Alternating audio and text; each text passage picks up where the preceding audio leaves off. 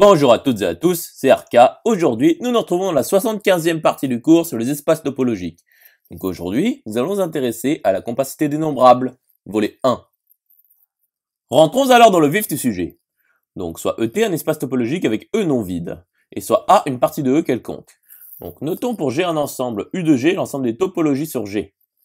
Et pour G non vide et T ronde appartenant à U de G et B appartenant à P de G, soit la propriété CD ronde de G, T ronde B, qui nous dit que pour tout OI, pour I appartenant à grand I, appartenant à T ronde puissance grand I, B inclus dans l'union pour I appartenant à grand I des OI et cardinal de I est inférieur ou égal à Aleph 0, implique qu'il existe J appartenant à P de I, tel que cardinal de J appartient à N étoile, et B est inclus dans l'union pour I appartenant à J des OI.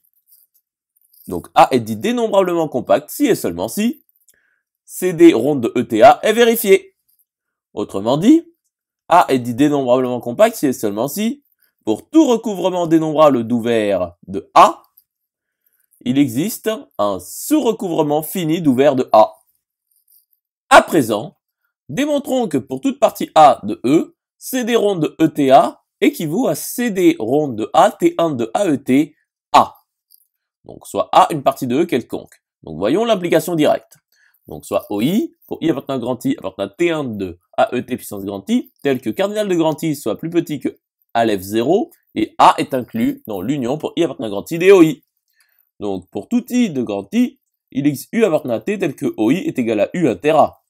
Nous pouvons alors constituer la famille UI pour I appartenant à grand I appartenant à T puissance grand I tel que pour tout I de grand I, UI est égal à l'union pour U appartenant à T et U inter A égale OI des U.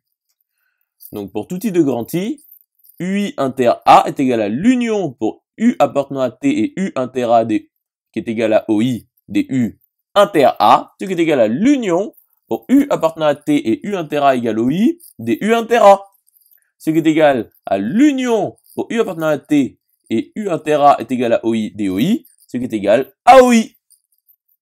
Continuons la démonstration. Donc, nous savons que A est inclus dans l'union pour I appartenant à grand I des OI qui est égal à l'union pour I appartenant à grand I des UI inter A qui est égal à l'union pour I appartenant à grand I des UI, le tout inter A qui est inclus dans l'union pour I appartenant à grand I des UI. Or, cardinal de grand I est inférieur ou égal à Aleph 0 et CD ronde de ETA est vérifié. Donc, il existe J appartenant à P de grand I tel que cardinal de J appartient à N étoile et A est inclus dans l'union pour I appartenant à J des UI. Donc A inter A est inclus dans l'union pour I appartenant à J des UI, le tout inter A qui est égal à l'union pour I appartenant à J des UI inter A qui est égal à l'union pour I appartenant à J des OI. C'est-à-dire A est inclus dans l'union pour I appartenant à J des OI. Donc J appartient à P de I, P de grand I, et cardinal de J appartient à N étoile, et A est inclus dans l'union pour I appartenant à J des OI. Par conséquent, nous avons CD ronde de AT1 de AET A. Intéressons-nous alors à l'implication réciproque. Donc, soit OI, pour I appartenant à grand I, appartenant à T puissance grand I, tel que cardinal de grand I soit inférieur ou égal à Aleph 0, et A est inclus dans l'union pour I appartenant à grand I des OI quelconque. Donc, A inter A est inclus dans l'union pour I appartenant à grand I des OI, le tout inter A, qui est égal à l'union pour I appartenant à grand I des OI inter A. Donc, A est inclus dans l'union pour I appartenant à grand I des OI inter A. Et la famille des OI inter A pour I appartenant à grand I appartient bien à T1 de AET puissance grand I, et cardinal de grand I est inférieur ou égal à Aleph 0. Et nous avons CD ronde de AT1 de AET A. Donc il existe J appartenant à P de grand I tel que cardinal de J appartient à N étoile et A est inclus dans l'union pour I appartenant à J des OI inter A. Donc A est inclus dans l'union pour I appartenant à J des OI inter A qui est inclus dans l'union pour I appartenant à J des OI.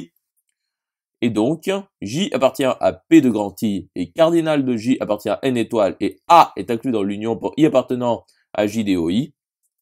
Par conséquent, nous avons CD ronde de ETA qui est vérifié. Conclusion établie. J'espère que cette vidéo vous aura plu et vous sera utile. Nous nous retrouvons dans la 76e partie.